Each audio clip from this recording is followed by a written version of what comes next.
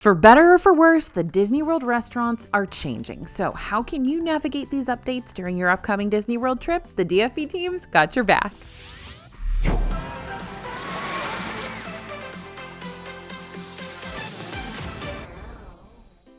Hey everybody, it's AJ for Disney Food Vlog. So this topic right here is why we do what we do every single day. No Disney World restaurant opens and just stays the same forever. So today we've got the Disney World restaurants that have undergone the most recent changes so that you don't start planning your trip before you've got all the important details to help you out.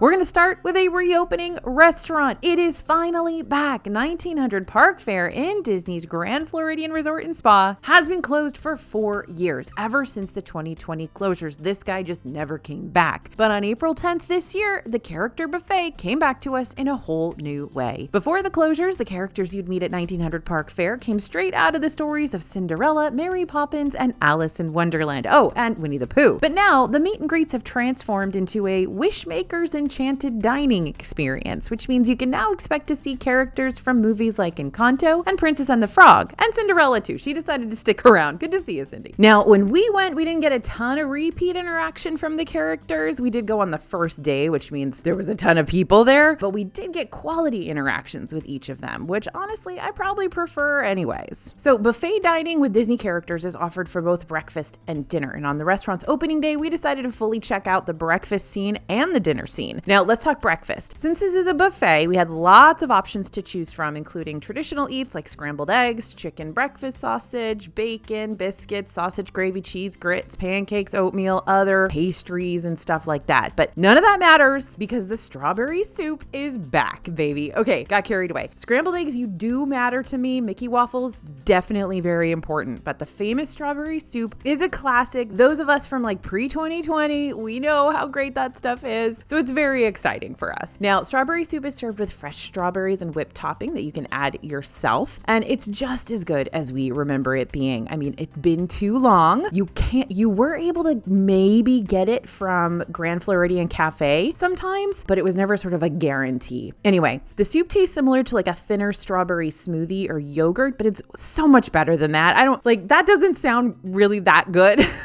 It's so much better than that. Anyway, keep in mind that despite it being called a soup, it is served cold, which we like, and soups can be cold, but you may be thrown off if you don't think soup should ever be in the like refreshing category. Anyway, there were a few more adventurous items on the buffet line too, like the spiced tofu scramble, eggs Benedict, sliced ham from the carving station. I know, really adventurous there, right? Beef and potato hash, cheesy potato hash, love it, and the guava and cream cheese danishes, and of course, those Mickey waffles that everybody loves. But if we had to choose two standout items from the buffet line besides the strawberry soup, we'd have to go for the cinnamon pull-apart bread and the breakfast pizza. The cinnamon pull-apart bread is served with a creme anglaise that keeps it moist, but even without the creme, this bread is soft and warm and sweet and spiced and very cinnamony. Meanwhile, the breakfast pizza is made on a croissant crust, so it's perfectly flaky and buttery with sausage gravy, cheese, scrambled eggs, and bacon on top. We love a breakfast pizza at a Disney buffet. Now, real talk, did we think any of these breakfast items were worth the $54 per person we paid to be here? Not really. Even with the strawberry soup, that's still a pretty steep asking price. But what made this experience was the entire 1900 Park Fare package. The fact that we could pick up a lot of different breakfast items, make multiple trips to the buffet to get as much soup and breakfast pizza as we wanted, and the character interactions here were very charming. I know a lot of people are frustrated and upset that you don't get the same characters that you used to get at 1900 Park Fare pre-2020. I understand that. They were very cool, very rare characters. These characters are wonderful as well, though. So just look at it as not better or worse, just different, right? And we love seeing,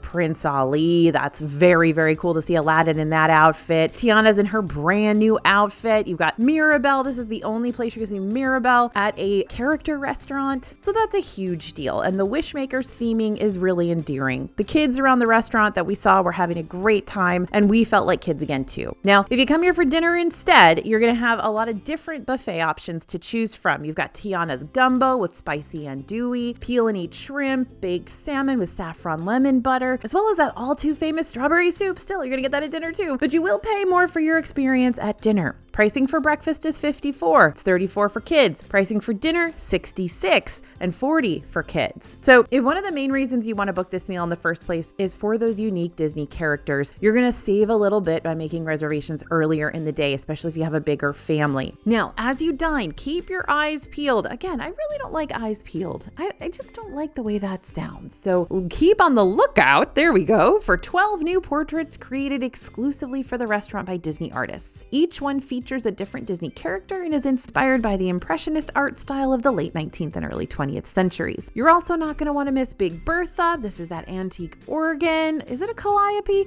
What's the difference? Let me know in the comments. That has resided in Disney's Grand Floridian Resort since 1988. Bertha is the centerpiece of 1900 Park Fair's main dining room, and yes, she does perform concerts from time to time. Overall, it just feels right to be back in 1900 Park Fair again. It's been a long time. Breakfast here is a great option for meeting a lot of characters, or if you're just looking to enjoy a nice sit-down meal before your day in Magic Kingdom. But if that's what you're after, may I suggest Steakhouse 71 or Grand Floridian Cafe instead of dropping $54 just for some characters. Now, we've got so many detailed restaurant reviews of all the Disney World dining establishments on property, and we want you to have access to every single one. So if you're ready to get serious about your Disney World restaurant planning, then check out our 2024 DFB Guide to Walt Disney World Dining. It's now available over at dfbstore.com. Don't forget to type in code YouTube if you're looking to apply a discount to your total purchase. And remember, it's 100% money back guaranteed. If you don't love it, no worries. Let us know. We'll get your money back. But I think you'll love it. It's pretty incredible.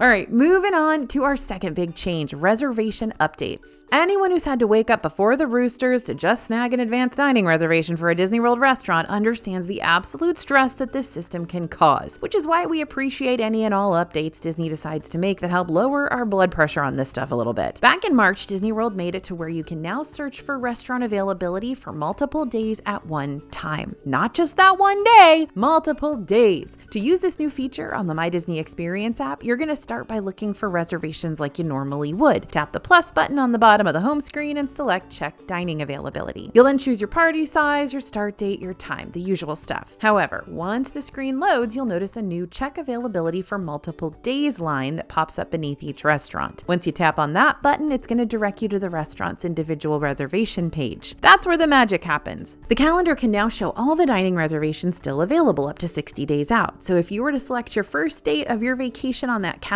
it'll show you a selectable range of potential reservations to choose from. You can choose up to 10 days at a time, and the app will automatically select all the days between the two dates you choose. For example, if you're looking for a dining reservation for Hollywood Brown Derby and Hollywood Studios, and the range of my vacation is May 11th to May 15th, I can see all of Hollywood Brown Derby's dining reservations that are still available for me to lock in between May 11th and May 15th, including the days in between, like the 12th, 13th, and 14th. If the restaurant you want to book doesn't have any availability during a specific date or time range that you choose, there'll be a no availability message listed below that date, which can be super handy, especially if you're willing to modify your park days to fit your desired dining reservations. And if that's you, then that's why we're friends. But even before this ADR change was made, Disney was already working to upgrade its reservation system last year to make things easier on guests. I'm just gonna remind you of this because it's very exciting. Back in the old days, you had to play around with the system in hopes that a different reservation time would appear that actually worked with your dining itinerary. So basically, you could only see a few available reservation times instead of all of them. But now, if you're looking for a specific dining reservation, you can see every single available reservation for the restaurant you're interested in all at once. For example, if you're looking for a lunch reservation for, say, Tiffin's at Animal Kingdom on a Saturday, you can see all the remaining available lunchtime reservations listed for that day. I know, mind-blowing, right? That they'd show us all the reservations, but hey,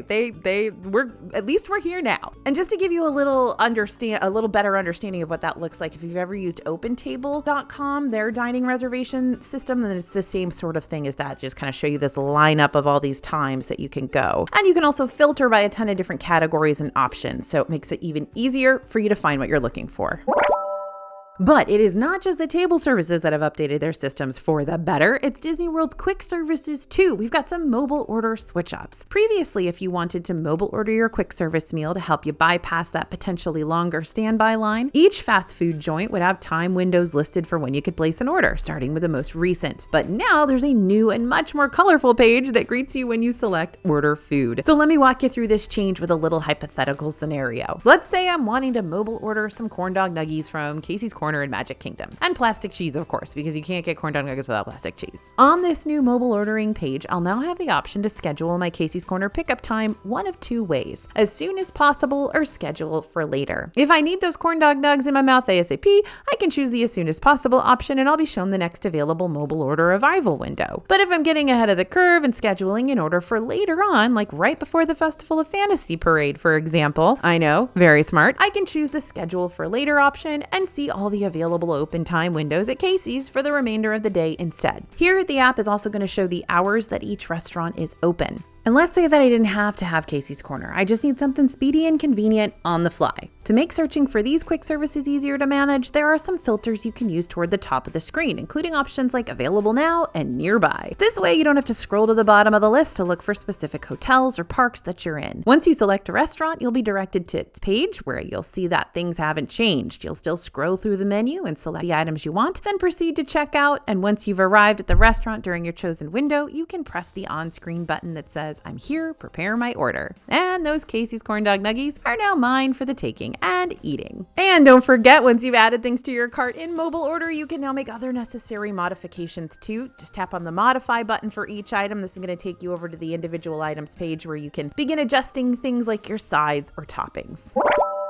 Okay, time to talk seasonal changes. I am totally down for a restaurant that can get into the seasonal spirit. That way, each time you visit, you've got a higher chance of experiencing said restaurant in a whole different way. The two biggest examples of restaurants that like to switch things up frequently for exclusive celebrations are Shiki Sai, Sushi Izakaya at Epcot, and Hollywood and Vine at Hollywood Studios. The theming at Shiki Sai in the Japan Pavilion is eye candy enough, even without the seasonal updates. You got digital windows with views across Japanese landscapes, hand-painted artwork and lanterns, a sushi bar where you can watch sushi being made fresh before your eyes. But one of the most compelling parts about this restaurant is how it changes from season to season to bring a brand new celebration of Japanese food and culture. We are learning, friends, we are learning. Now, when the restaurant first opened back in August, we were introduced to the Tanabata Festival, which celebrates the story of two celestial lovers, Orihime and Hikoboshi. Maybe I got that right, maybe I didn't, let me know in the comments. And they are separated by the Milky Way, and they're only allowed to meet once a year during this very festival. That is so romantic. Then we got to experience the Autumn Delight Festival, which featured maple trees at the entrances and drew lots of inspiration from the moon. When January 1st rolled around, those who dined at Shiki Sai got to participate in the New Year's celebration, bringing the tradition of omakuji. Now, omakuji are random fortunes written on strips of paper that you would traditionally get at shrines and temples in Japan itself. But at Shiki Sai, you could draw a fortune for yourself. No shrine or temple required. And during springtime, Shiki Sai celebrates nature's rebirth with a big emphasis on Japan's blooming cherry blossom trees. Now, if you're a frequent Disney goer or you just really love Shiki Sai or both, this restaurant actually rewards you if you visit during all 4 seasons. Returning guests can join a stamp card program where you'll get a stamp for each festival that you visit. If you get a stamp for each season, then you'll earn a special prize. This program just started up last winter, so we don't know what to expect from the secret prize yet, but we sure are excited to find out. Now, before Shiki Sai was even a thought, Hollywood and Vine over in the Echo Lake area of Hollywood Studios was shaking things up each and every season with their character-driven dinner buffet experiences. Throughout the year, you can take part in Minnie's seasonal dine, and because Minnie's not an outfit repeater, she makes sure her decor and outfits, as well as the outfits of her fellow friends, Mickey, Goofy, and Pluto, all go along with her latest and greatest party. When the new year kicks off, Minnie hosts the Silver Screen Dine, which took place this year between January 5th and March 15th. Then, as things start to warm up, she throws her Springtime Dine, which is currently running from March 16th to June 19th. We're already anticipating Hollywood and Vine's beach party scene set for Minnie's Summertime Dine, which will start up on June 20th this year. And we're really anticipating the ever-popular Halloween Dine. In 2023, it ran from August 11th to November 7th, so look for similar dates this year. As the year wraps up, Minnie hosts one last holiday dine, which we don't know the exact dates for yet, but we do know it started up on November 8th last year, so we'll keep you in the loop once we learn more. Now, aside from these two restaurants, which go above and beyond with their seasonal offerings.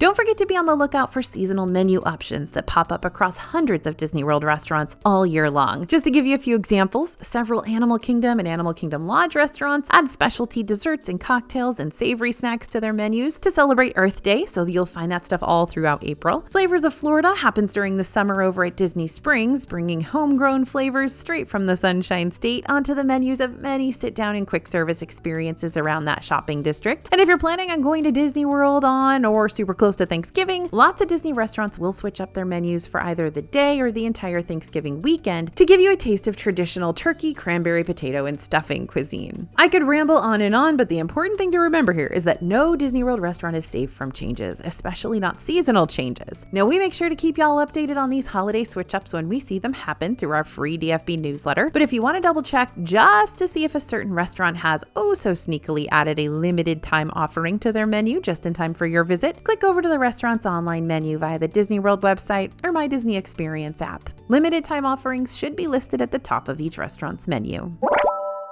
Nothing quite captures my attention like hearing that a brand new Disney World restaurant has hit the scene. Now, can you believe we are already down to number 5 on this list and we haven't talked about the brand spanking new restaurants yet? Okay, here we are. We got here. Lucky for me, Disney Springs has really captured my attention recently. There's a lot of new restaurants going on over there. Back in December 2023, they gave us back-to-back restaurant openings. First, toward the beginning of that month, we were introduced to Eat by Manish Chawan, which is an Indian-inspired quick service with modern flair. Now, this was a fun addition to the shopping district because it gave families something incredibly unique to try without completely breaking the budget. Some of our favorite items we've tried here so far include the Eat bread service with pimento whipped paneer. I'm never going to turn down a good bread service, y'all. Tandoori chicken poutine, also never going to turn down loaded fries either. And the gulab jamun cheesecake, which was just a real nice surprise, creamy and cheesy in all the right ways. The second restaurant to open here this past December was Summer House on the Lake. That's a table service featuring a West Coast inspired menu, an extensive drink menu, and even a signature rosé cart. But the thing everybody does here is go to the Cookie Bar, which is a dessert-focused market with fresh cookies and pastries served daily. Now, you don't have to go to the restaurant to go to the Cookie Bar. You can just walk up to the Cookie Bar if you want. This is a solid spot for families that are attempting to cater to a lot of different palates, since a variety of options are always being served. You got pizzas, pastas, sandwiches, potato salad, deviled eggs, herb chicken breast, giant blondie bars, and a lot more. Not every restaurant that I'm highly anticipating has opened in the Disney scene yet, though, so these are some of the up-and-coming restaurants that we expect to start making big waves very soon. Blue Ribbon Corn Dogs soon will have a new location at Disney's Boardwalk Inn, and while the stand is already well known over in downtown Disney and Disneyland for its fun takes on corn dogs like the infamous pickle corn dog with peanut butter dipping sauce, we are excited to see what they bring over on to the East Coast. Now, the opening date for Blue Ribbon was pushed back. It was supposed to be 2023 and not open yet, so we're not quite sure when we're going to see this one finally go live, but we do know it's anticipated to open this year. On a similar note, we've been waiting for quite some time for the Cake Bake Shop restaurant, also over at Boardwalk Inn, to open its doors to the public. Previously, this spot was home to the ESPN Club, but now this area is going to become a table service that serves sweets and savory sandwiches, afternoon tea, and even drinks from their full champagne bar. Again, this restaurant is now slated to open in 2024, but we're going to let you know when we hear more about the specifics. We're keeping an eye on the construction all the time. Go look at my Instagram because I'll give you updates. Okay, little interlude here. Want to see which Disney World restaurants are the ones we consider worthy enough to be in our top 10 favorites for 2024 so far? You can scan the QR code you see on the screen now or head over to disneyfoodblog.com/top restaurants and we'll send you our free best restaurants list featuring full color pictures, where each restaurant is located in the parks, and specific reasons as to why these spots have made it to the top for us. All right, so food comes and food goes in Disney World all the time. Some disappearing items we really couldn't care less about, and others make us sob openly into our pillows. Why, Regal Eagle, why would you take the loaded burnt ends fries from us? Although we are hearing from cast members that they may return. We don't know. We don't know. Anyway, we're gonna regain the composure. Center. Okay, when a Disney food item that we thought was long gone decides to come back on the scene, we cannot help but dust off the old pom-poms and give them a little celebratory shake. So join me in welcoming the following Disney World treats back into the fold. Recently, Disney Springs has been going through a bit of a sauce crisis. First, we lost 12 double digits of our beloved Chicken Guy sauces, and then we lost the self-serve sauce bar over at Deluxe Burger. Now, while we're still crossing our fingers and toes for our Chicken Guy sauces to return, Deluxe did answer our cries for help and brought back all 6 of their shiny sauce dispensers. By the way, if you're a fellow sauce fan, can you let me know in the comments what your must-have dipping sauces are? It could be a basic honey mustard, or it could be something super out there that you think I should try. I'm just always looking to expand my dip and sauce horizons. Thank you very much. Now, during Disney World's 50th anniversary celebration, we lost the All-American Sundae over at the Plaza Ice Cream Parlor in Magic Kingdom. But once that celebration wrapped up and almost all the festive limited time treats went away, it came back just as good and classic as it was before. Last October, the pulled pork cheese fries, yes, my birthday fries from Flame Tree Barbecue at Animal Kingdom, finally came back after their very long-term hiatus, which is how I'm surviving the loss of the Regal Eagle loaded fries right now. Caramel Kusha and Epcot switches out their caramel items more often than you might think. We've seen the gingerbread salted caramel buttercream cookie sandwich, very long name for that one, come and go from the bakery display cases more frequently than I recommend bringing Ziploc bags to the park. And if you've been watching this channel for a while, you know how often that is. But now we're seeing 3 other cookie sandwiches rise to the occasion, like the Snickerdoodle sandwich cookie, the chocolate caramel cookie sandwich, and the caramel carrot cake sandwich. Now, is that going to be around forever? Was it just for Easter? We're gonna find out, but Trolley Car Cafe, be nervous because this version of the carrot cake cookie sandwich is really, really good too. Not as good as you, but still really good. Also, it's nice to see the caramel drizzled Rice Krispie treats return to Caramel Kusha again. Sometimes the classic white chocolate dipped ones can be a bit too much, and the naked crispy treats don't have enough of them to make them stand out, but those caramel drizzled ones, they are, as Goldilocks would say, just right. Finally, the item I'm most excited to see back in the Disney dining sphere of influence is, of course, my prime rib sliders from the Cruise Cup and Disney's Yacht Club. Alexa, play Miracles Happen by Myra. Now, if you're looking for these tasty sliders on the online menu, don't panic. They're not featured there at the moment, but they are listed on the printed menu. This is DFB reporter confirmed because we go and we check like every single time we're at Yacht Club. Now, big disclaimer here, just because these treats have returned doesn't mean that they've all returned for good. So when you're planning your Disney dining itinerary, make sure you've picked out a lot of potential dining options instead of hyper focusing all your energy on just 1 or 2 in each park. I'm not saying that the one item you're looking forward to trying is going to be the one that's MIA, but it sure does smart when you finally get to the parks only to discover that the snack or drink you were really looking forward to is gone. Having your sights set on multiple items to look forward to means you still have other treats and eats to fall back on, even if your dining plans get slightly or even extremely derailed. It's like really wanting your number 1 college, but having to go to the second choice instead. It's still a good school, y'all.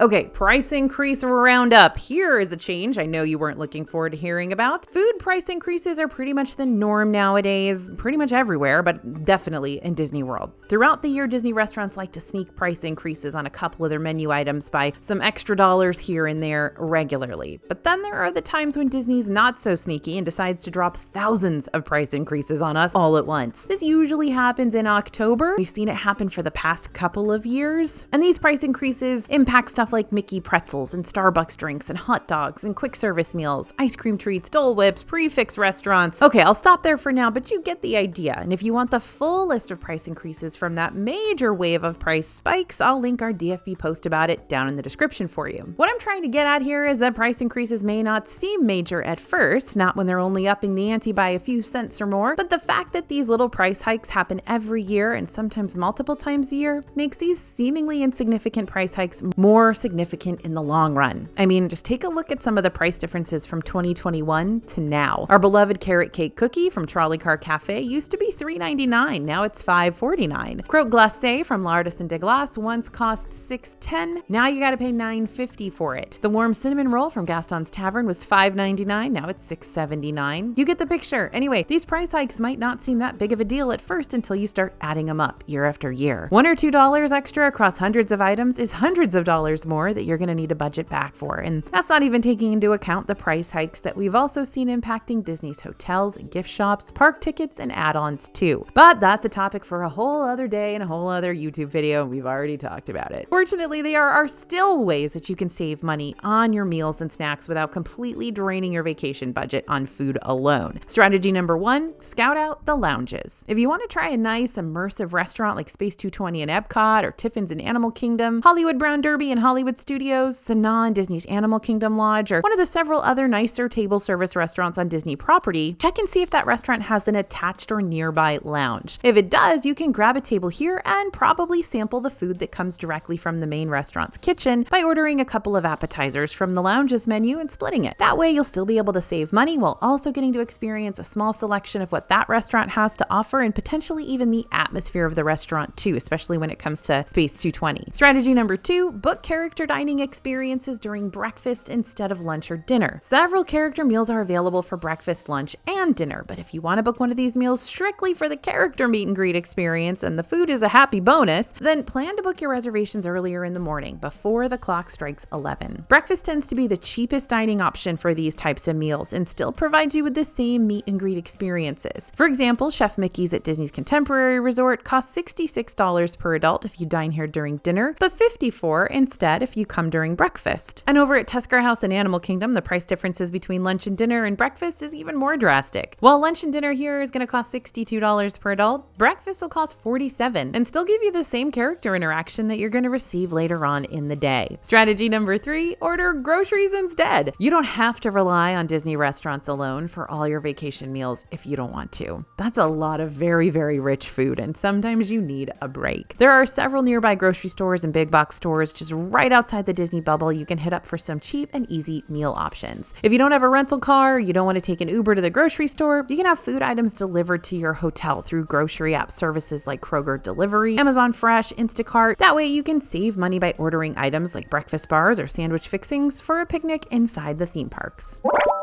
Now, don't worry, I'm going to make this Disney dining plan point super quick, but if you want to get into all the DDP details, be sure to check out one of our many dining plan specific videos over on our channel after this. I just thought you might want to know some of the newest and hot off the press DDP news that we've just recently learned about. Starting on April 9th, Disney Visa card members were able to get a free Disney dining plan. Yep, free, as in you get all of your food for free, and the deal applies to select arrival dates in July, September, and December. You must book a non-discounted 4-night, 4-day or longer Disney travel company package with the park hopper option to get this deal, but it can save you a ton of money.